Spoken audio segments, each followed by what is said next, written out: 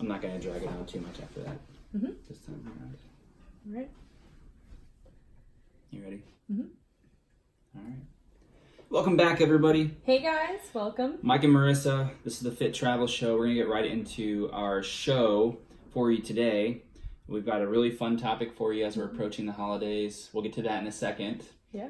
Anything new and exciting going on in the world of travel? I mean, we have a lot of really exciting travel news all the time, but today, a particularly exciting thing that we discovered.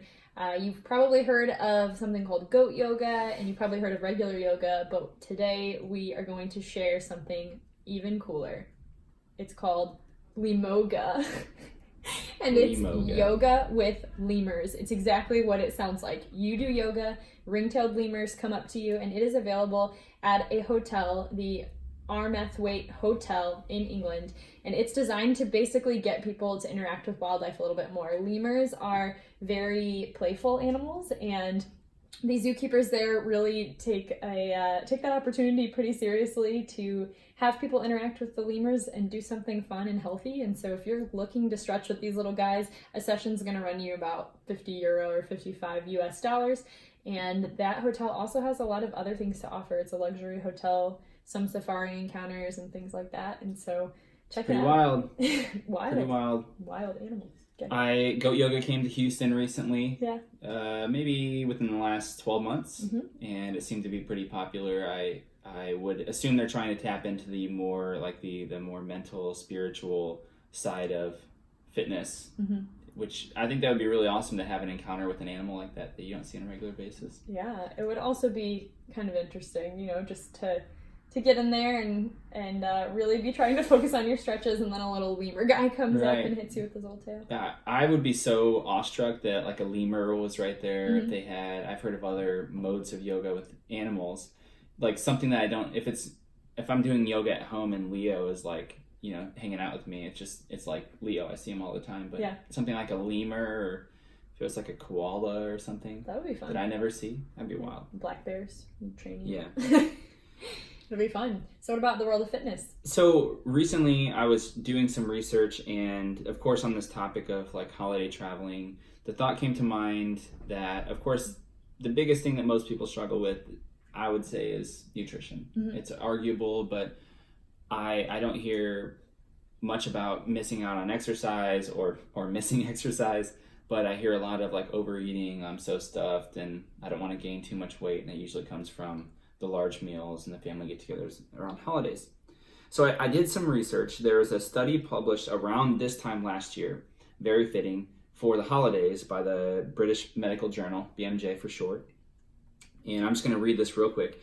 A brief behavioral intervention, such as, in my words, self-weighing, seeking weight management advice, so if you're working with a coach, or simply reviewing information about the amount of physical activity required to burn off calories. So, everyone jokes about the pumpkin spice latte when it comes out and it's like 500 calories. And, do you know how many burpees that would take to burn off? So, just doing one of those things prevented weight gain by over 50%. Yeah. And further research around the topic supports the notion that dieters, as compared to non-dieters, have more willpower and discipline around the holidays. And a key takeaway for this, for any of our fit travel tribe, trying to avoid gaining unnecessary weight around the holidays, is very simple. What gets measured gets managed. So the only difference between a dieter and a non-dieter is that there's some type of regimen, some type of measurement, or like a boundary that you're placing on yourself to get yourself, to discipline yourself a little bit.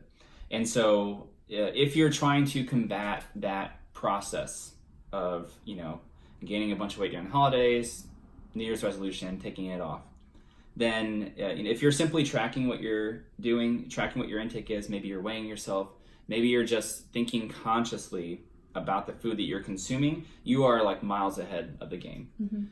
So that's really fun, interesting. And this doesn't mean that you can't enjoy those foods. It just means that a lot of people get into that mindset where they're going to eat on Thanksgiving and then eat the Thanksgiving leftovers for 5 days and then, roll right into Christmas cookie season, and, they're just off track for a whole month. Obviously, we want you to enjoy the food with your family on the holidays, but just be mindful, and it can help you kind of save a lot of hassle back down. Mindful and intentional. We don't want you to spend so much energy and time trying to figure out your diet that you're counting every detail. Now, if you're Maryssa, you can do that easily, and she uses MyFitnessPal religiously. She's documenting everything, but she has very, very specific, tangible goals that she's trying to reach, and she's super disciplined at accomplishing those. If that's not you, and you're okay, kind of okay with where you're at, but you just want to avoid going backwards during the holiday, then just be conscious of it. Just be mindful of it. Awesome. So let's get into the show. Our title for today, 6 struggles you can avoid during your holiday travels this year. And it's all about just preparing for the holidays. So it's a big emphasis that we put on any of our Fit Travel Tribe, any friends, family, members, clients that come to us and they're like, hey, I want to be able to accomplish X, Y, Z. Preparation is like number one. Mm-hmm. If you're preparing at home, then you're going to prepare on the go.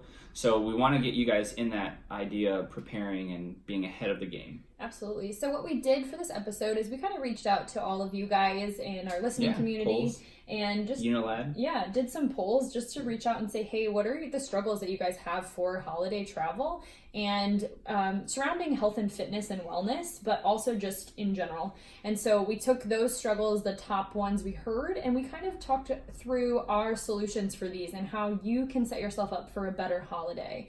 And so we're going to get into the 6 biggest struggles. Yeah, so I'll outline them real quick if you're taking notes. We'll also have the show notes together. That should be nice and easy to go back and follow or reference if you want to take some bulleted takeaways.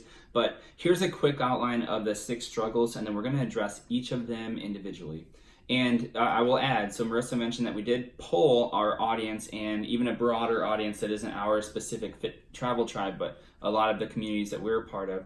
And we got a ton of responses. Mm-hmm. And so these are things that are kind of ranked in order of what people struggled with most. Number 1 struggle, time. Number 2, out of their routine, or they just kind of lose momentum after a couple days, which is really easy. Number 3, and I heard this a lot, is negative association. So we're just going to talk about association in general because it's not always negative. Not everyone has a negative influence on you, but we want to talk about association in general. Number 4, not really knowing what to do. So not having a game plan in place or just kind of being out of the loop. Maybe you're away from your trainer or you're away from the typical environment that you're in, so you have to makeshift, do something on the go. Stress is number 5, and number 6 is not enough sleep. Mm-hmm.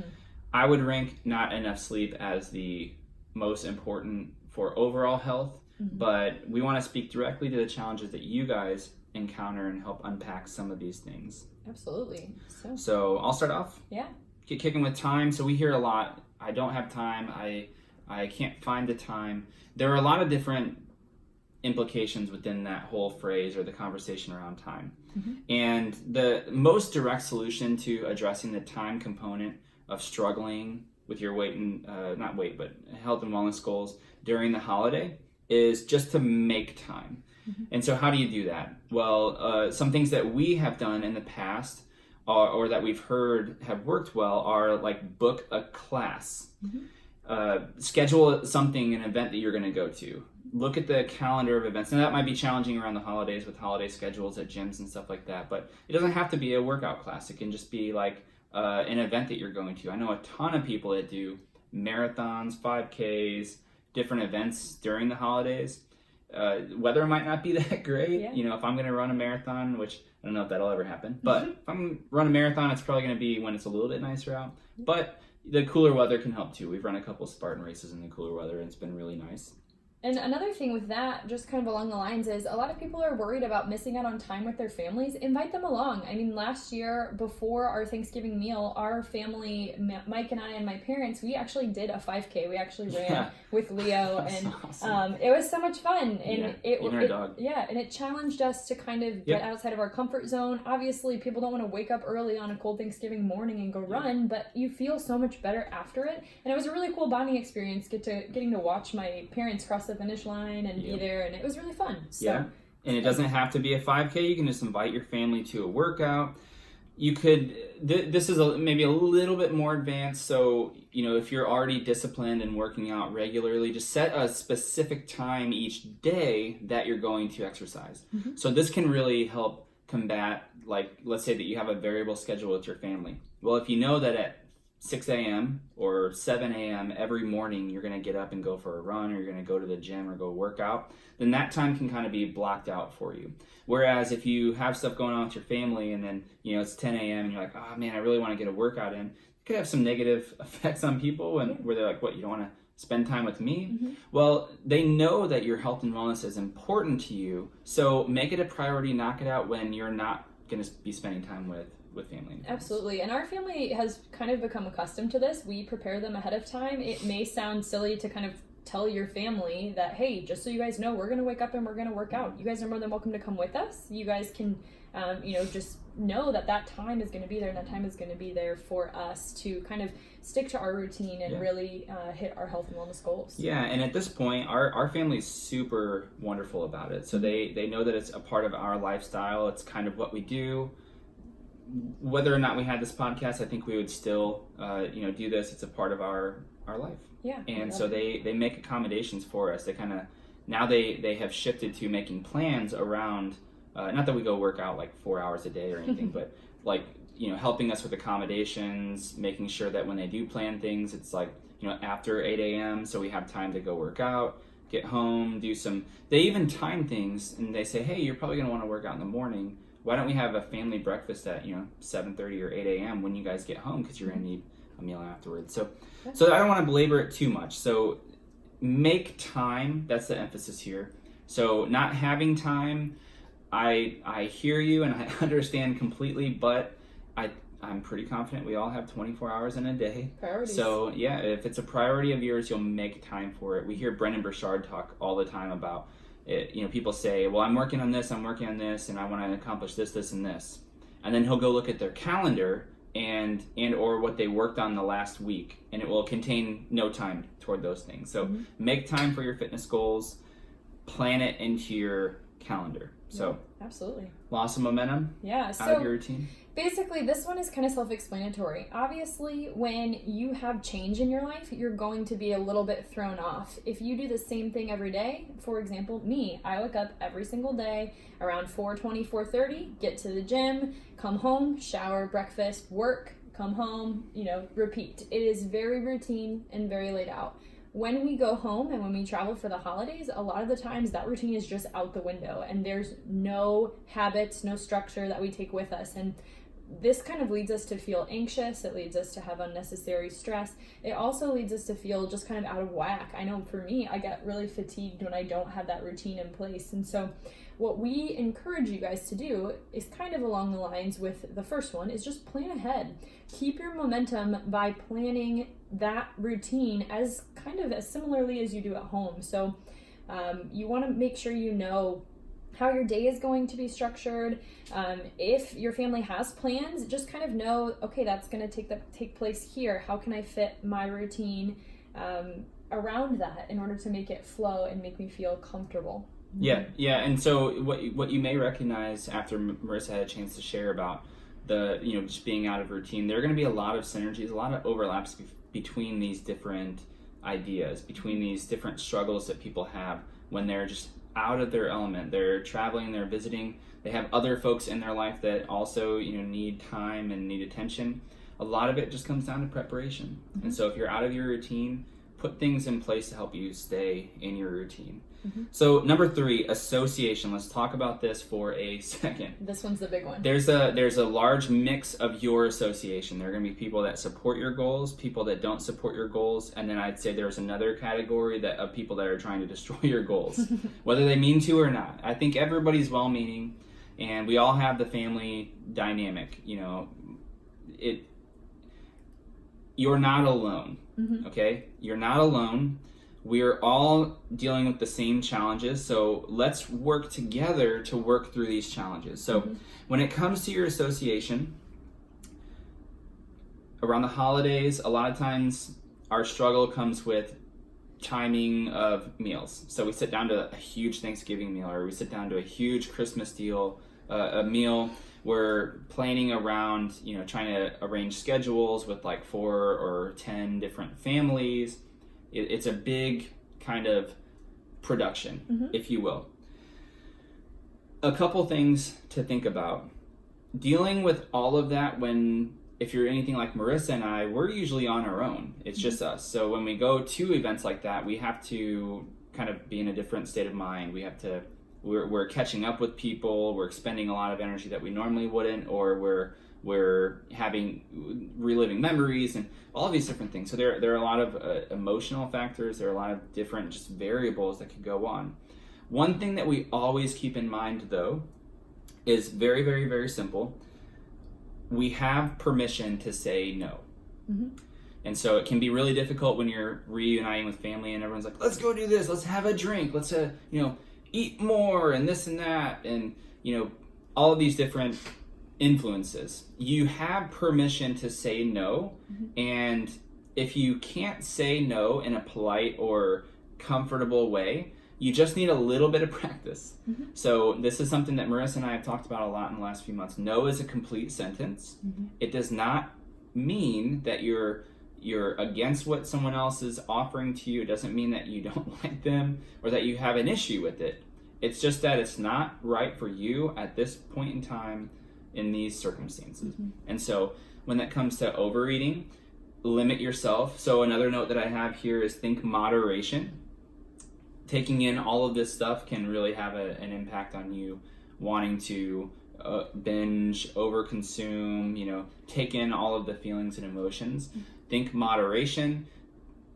Set limits for yourself. Know that you can say no, that you can refuse politely, and it's not a big deal. People will be persistent because they want you to be happy. They want you to be comfortable, and you will be comfortable if you stay within your bounds. Absolutely. And not overextend. I think a lot of people, especially me, I am a people pleaser. I just am. I want everybody to be happy, and to, especially like women in general, I think we want everybody else to be comfortable at the expense of ourselves. And so a lot of the times we will overstretch our limits, and we'll stretch our bounds to I can do 5,000 things at once, and I can please everyone, and I can, drive from this family function to this family function and stress myself out in traffic. At night, like get up on 4 hours of sleep. And, absolutely. Just to make everybody else happy. And then we come home and we just feel like our cup is so empty, and we didn't take time and, make space for ourselves. And so it took me a very long time to be okay with other people's opinions not affecting me. And it's very hard, and there's still some times where I do let it get to me, but if you can step back and just realize that, their projections on you are things that they're also dealing with. There are things that they're insecure about. There are things that maybe you doing something and saying no to something is you holding a mirror to their thing that they're struggling with, and they don't like that, and they get defensive and kind of off-put it on you. You have to realize that it's not a personal attack. They care about you, and they want you to be doing things that make you happy and that make you feel like more you. And if you have a struggle realizing that and they are making you feel terrible, talk to them about it. There's been a lot of working through a lot of stuff with our family, and I think our family's at a really good spot now. We've kind of got to that point, but definitely something that you're always working with. Yeah, we love the heck out of our family, but when there's not proper communication there, when there's not just very, very simple, straightforward communication, everything's left up for speculation. And so when we were able to figure out how to communicate, like, look, it has nothing to do with you, it has to do with me. It's about me having a quality state of mind so that I can be present.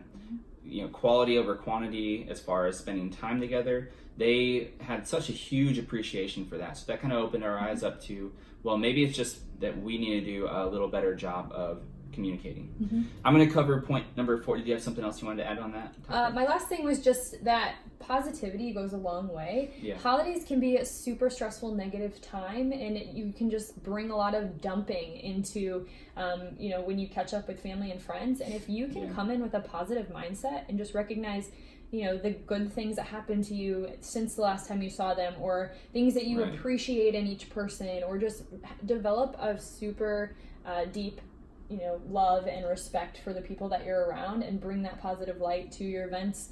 Hopefully they will be a little bit more life-giving. Think abundance, think life-giving. We love that word. It's in our one of our intros. Think adding value.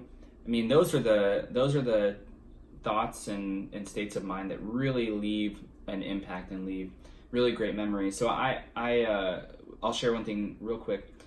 So at Christmas last year, my family on one side got together for the first time in about 10 years. And there was a lot of tension before that event, and meeting for 3 or 4 hours. We ended up staying at that restaurant for a long time, but just for a few hours over that holiday was so healing, because everyone came in and they were genuinely interested in hey, what's new? We're not going to relive the past. We want to talk about what's new. You look healthy. You look great. We're so glad that we're together as a family. And it was an interesting dynamic. We really didn't have much in common other than our last name and memories from over a decade ago. But it seemed like we got along so well, and that added value to everyone. Mm-hmm. And I think what that took is everybody coming in with that positive state of mind and mm-hmm. just thinking, man, how can I add value? I'm not going to think about whatever is potentially negative in my mind. I'm going to think about what's positive, look for the silver lining, and see how this can just make us all feel better. Mm-hmm. I'm going to cover point number 4 really quick because it's kind of my wheelhouse and it's really solved with one thing. But let's talk about not knowing what to do. Hands down, one silver bullet solution. You just have to prepare ahead of time. So I'll add one caveat, whatever that word is. If you're not a fitness professional, if this is not what you do, and you can think of something on a dime, you can look at 3 pieces of equipment and say, I know exactly what I need to do. I know exactly how I feel. This is the intensity, rep range, blah, blah, blah. If you can't process all of that in your mind in about 1 minute, then do not try to wing it. Mm-hmm. You'll be disappointed more often than not, and you're not going to move closer to your goals. You're probably not going to maintain your goals. So prepare ahead. Stick to a program that you're on. Don't be afraid to start a new program when you go on the road, because even if you stick to 80% of that new program, just making modifications, just changing what you're doing is going to have some adaptation advantages and benefits. So that's all I want to say on that. Just prepare ahead of time. If you really struggle with this area, send us a message and we will create an effective program for you. If you're listening to this podcast for the first time, short, quick background. I have a master's in exercise science. I've been in the fitness industry, training clients, creating programs for athletes for over a decade. Maryssa has a ton of fitness experience. Her career is in veterinary medicine, but she has a ton of experience in the fitness industry. She's been involved in multiple modes of fitness. She was a collegiate athlete. She was a swimmer. She did CrossFit before. She's done a bunch of obstacle course races, more than a bunch. She's done triathlons. She's shrugging her shoulders because she's like, oh, I love it. Oh wow, you're making me sound way fancier. She loves when I I'm brag about her. I'm not that fancy. But the point I'm trying to make is we're not fly by night folks. We can put together an extremely effective, very safe program for you to do during the holidays, and that would bring an incredible amount of joy to us. Yeah. So number 5. So this one is another one we hear a lot: stress. And travel alone can cause so much stress. It can cause stress in, am I packing enough? How do I get there? My budget, my planning, everything, being out of your routine, the kind of stuff that we talked about previously.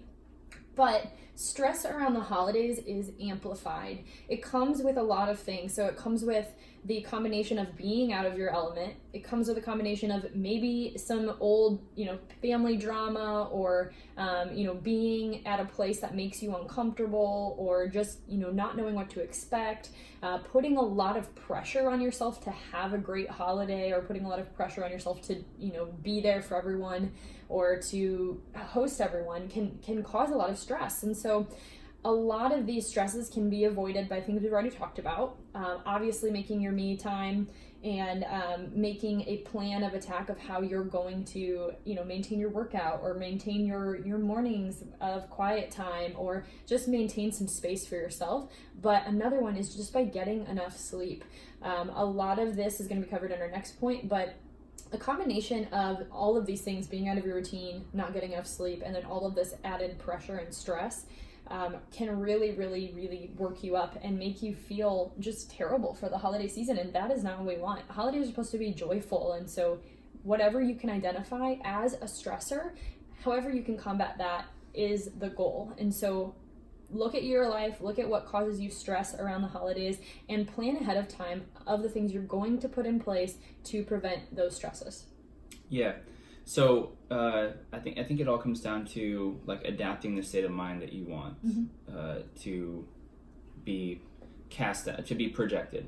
And so if you want to play the victim and you want to be negative, that's what your reality is going to be over the holidays. But if you want to be victorious and you want to move forward toward your goals, then that's what it's going to be.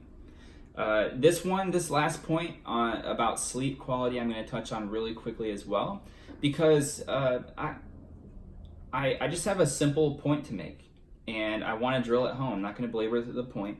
So number 6, poor sleep is one of the biggest struggles. It's probably the most important struggle in my opinion, based on how quality sleep has improved my life and my ability, my executive function, my ability to remember things, to come up with creative ideas.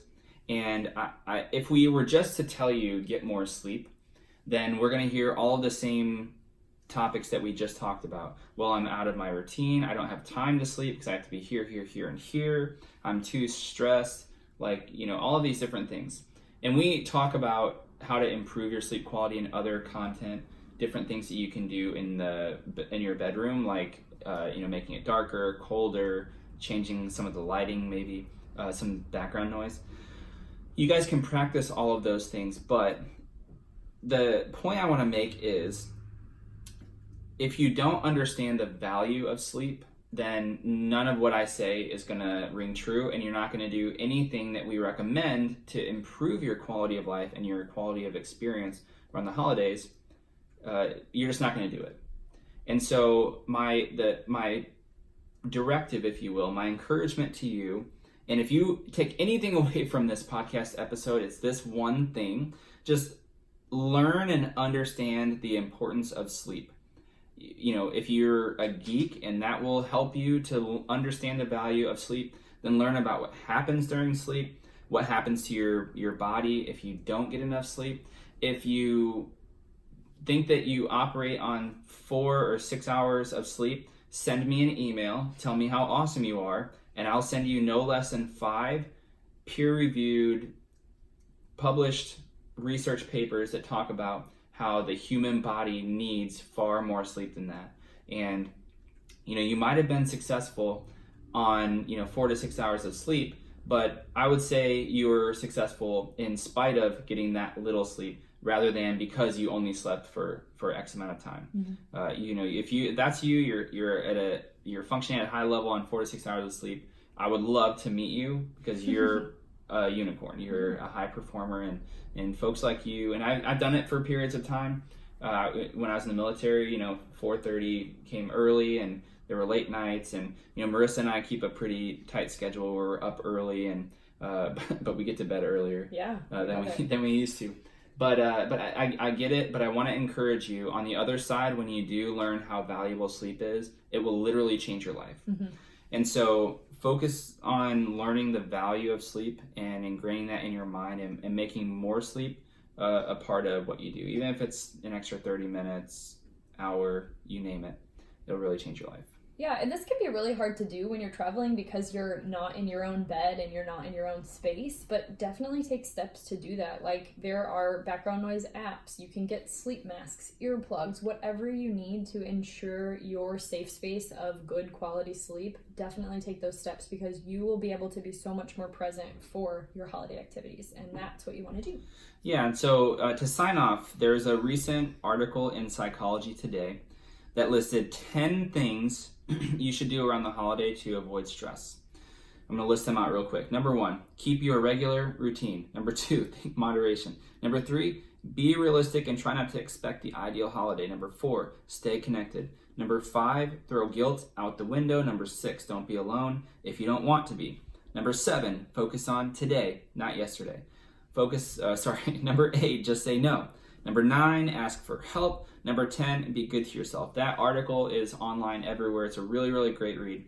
But what I want to share is if you thought any of what we shared today was silly or nonsense, we wrote the script for this article, and as I was doing research, I came across this Psychology Today article, which kind of echoed all of the things that we shared about. So with that being said, please put the areas of this podcast that stick out to you the most into practice. Mm-hmm. So we can talk, we can think all we want, but until we behave differently, there are going to be no changes. Absolutely. At all.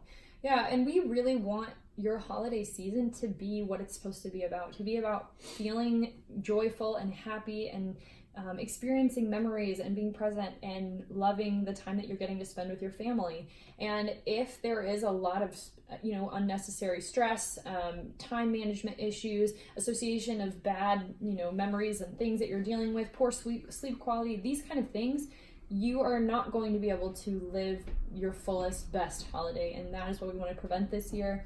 And hopefully this podcast has given you some ideas of how you can prevent that. A tiny bit. So we're signing off, guys. Thanks so much for listening today. Again, we are Mike and Maryssa. Maryssa, that's your name. Oh my gosh. Just kidding. Get out of here. Hey guys, thanks for listening. We always enjoy the opportunity to remind you that we sincerely appreciate you taking time to listen to us today. You could be anywhere doing anything with your time. You chose to devote some of it to us, and we appreciate you. Yeah, absolutely. And we hope you have a wonderful, fantastic holiday. Kill it. We can't wait to hear what you do. Awesome. We love you guys. Thank you. Bye-bye. Great job. That was good stuff. Was it good? That was really good. Yeah? Can you turn that off and then air drop it too? Yeah, that was really good.